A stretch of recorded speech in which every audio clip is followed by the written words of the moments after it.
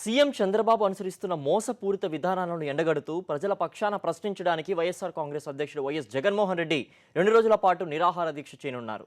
పశ్చిమ గోదావరి జిల్లా తణుకులో రేపు ఎల్లుండి ఆయన దీక్ష కొనసాగించనున్నారు.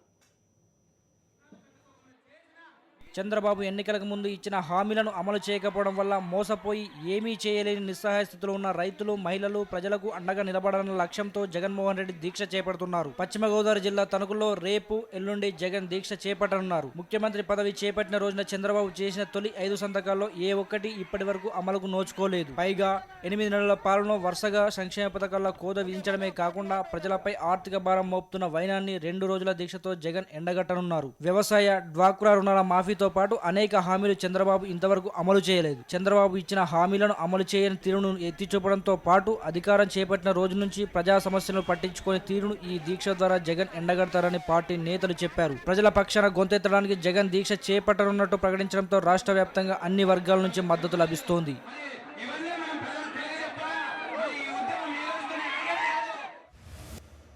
చంద్రబాబు పాలనపై విసిగిపోయామంటున్నారు తూర్పుగోదావరి జిల్లా రైతులు. తాను గద్దెనెక్కడం కోసం తమను దగా చేశాడని మండిపడుతున్నారు. టీడీపీ ప్రభుత్వంలో తమ నడుపుతున్న పడుతున్న బాధలను జగన్కు మొరపెట్టుకుంటున్నామంటున్నారు. తణుకులో జగన్ చేయనున్న దీక్షకు పూర్తి మద్దతిచ్చేందుకు పెద్ద ఎత్తున తరలి వెళ్తున్నారు. పండుగ వెళ్ళింది, రవసెత్తాలు ధరబండి సార్ ఇప్పటికీ కూడా దాన్ని కొనుగోలు సరైన రీతిలో పట్టలేదు. రైతులు అన్న వాళ్ళు కూడా అలా ఎదురు చూస్తున్నారు. రైతు కుప్పలు ఉరుతలేదు, చాలా అష్టగడ్డలు పడిపోవడం, దానిలో పెట్టుబడులు లేక సరే పెట్టుబడి లేకపోయినా సరే మామూలుగా మేము పెట్టుబడి బ్యాంకుల్లో ఉన్న కాడ గోల్డ్ తాకట్లేదు తెచ్చుకుందామంటే దారి తెలు ఎక్కడ ఉంది. ఏంటి కష్టాలు? జరిగిన సీఎంలో ఈ రకంగా చేయలేదు, జరగబోయే వాళ్ళు కూడా ఈ రకంగా చేయలేదు.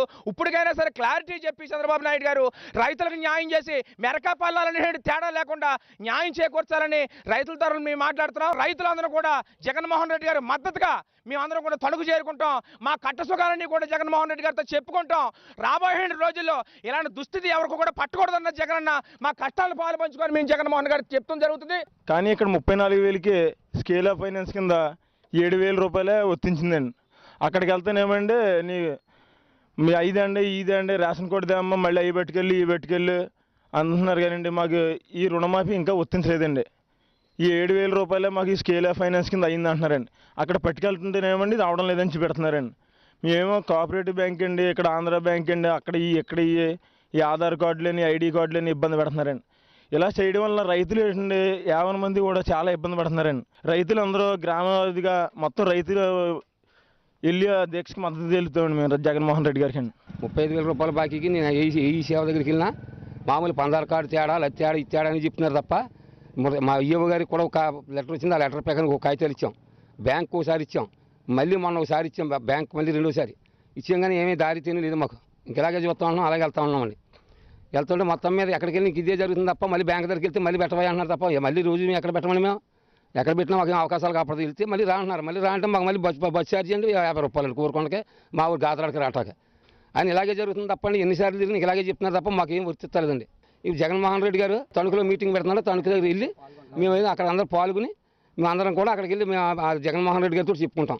ఈ ఆలు వెళ్తేనేమో మీ నాన్నగారి పేరు ఫేస్బుక్ ఉందా, మీ నాన్నగారి పేరున పోతే కానీ మీకు పాల పోదానికి అంటున్నారండి. ఆ ఏళ్ళ ఓటు వేయడమో మీకు ఓటుకు ఒక కంటికి 15 కార్డు ఉంటే చాలు 1,50,000 రుణమాఫీ, 1,00,000 రూపాయలు రుణమాఫీ అని చెప్పారండి. మాకు సొల్లు కౌరులు చెప్పారండి అన్నీ. మేము మేము మీకు వేసి మీకు గెలిపించామండి. ఈ ఏళ్ళ మేము రైతులు ఏమైనా జ్ఞాపకం లేదు మీకు. తణుకులో రేపు సభ జరుగుబడుతుందండి, అక్కడ మేము వెళ్తామండి. ఇదే రకంగా మేము పాల్గొని చెప్తామండి.